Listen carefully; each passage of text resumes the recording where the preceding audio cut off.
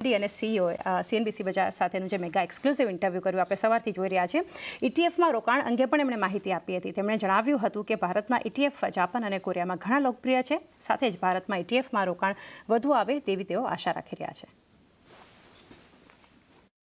અત્યારે ઇન્ડિયાનું ઇટીએફ છે એ જાપાનમાં બી બહુ પોપ્યુલર છે, કોરિયામાં બી બહુ પોપ્યુલર છે. આખા આસિયાન કન્ટ્રીઝમાં ઇન્ડિયાના ઇટીએફની આજે બોલબાલા છે.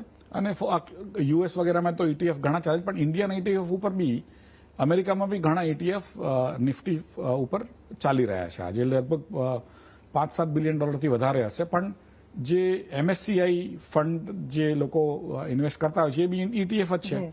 અને એમાં બી અત્યારે ઇન્ડિયામાં નહીં તો બી જે ફોરેનર્સના ટોટલ 950 બિલિયનથી $1 ટ્રિલિયન એમનું જે નિવેશ છે એમાંથી લગભગ 20-25% એ ઇટીએફ દ્વારા નિવેશ થયેલું છે. ઇટીએફનું જે ઇમ્પોર્ટન્સ છે ભારતમાં એ આપણે હજી સુધી જાણ્યું નથી, પણ ઘણું મહત્વનું થઈ ગયું છે.